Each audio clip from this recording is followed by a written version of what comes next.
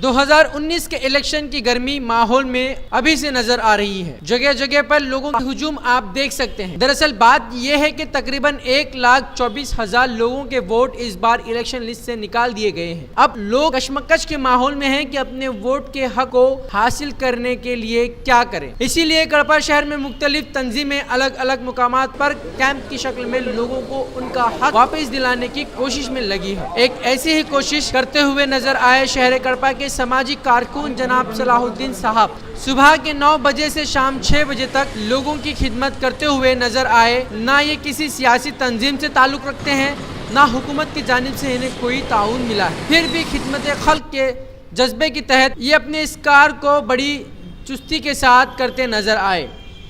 हमसे बात करते हुए उन्होंने कहा कि वोट एक अहम चीज़ है, ये लोगों को पता है, इसीलिए वो भाग दौड़ कर रहे हैं। मगर जिस जज्बे के साथ अभी भाग रहे हैं उसी जज्बे के साथ ये मालूमात भी हासिल करें कि कौन वो शख्स है जो आपके हक का सही हकदार है।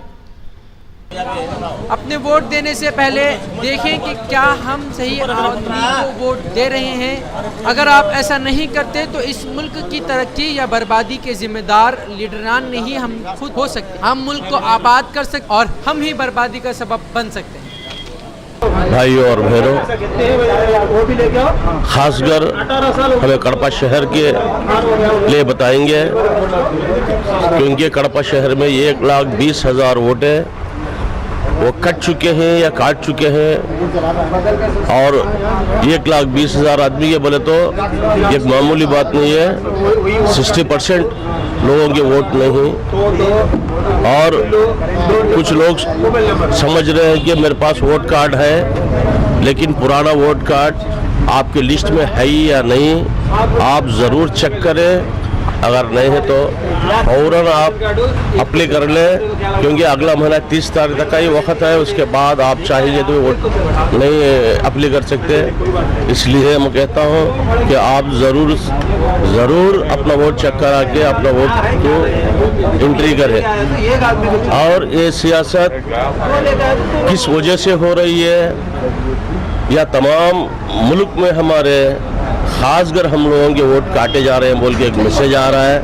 आप लोग गफलत मत रहिए, क्योंकि जानबूझकर काटे हैं या वो कट गए हैं हमें इससे मतलब नहीं है, लेकिन हमारी जिम्मेदारी है कि हमारा वोट हमें हासिल करें।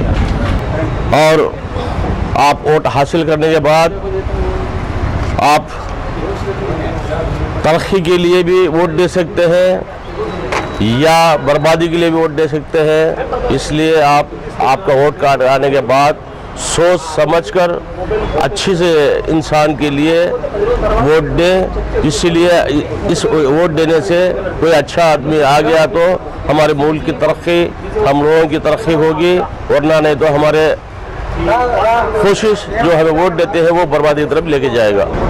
और हम देख रहे हैं पिछले 4 साल से हमारे मुल्क में गलत तरीके से वोट देने से आज हम लोग क्या परेशान हैं। इस मुल्क तरक्की की जगह उल्टा नुकसान में जा रहा है।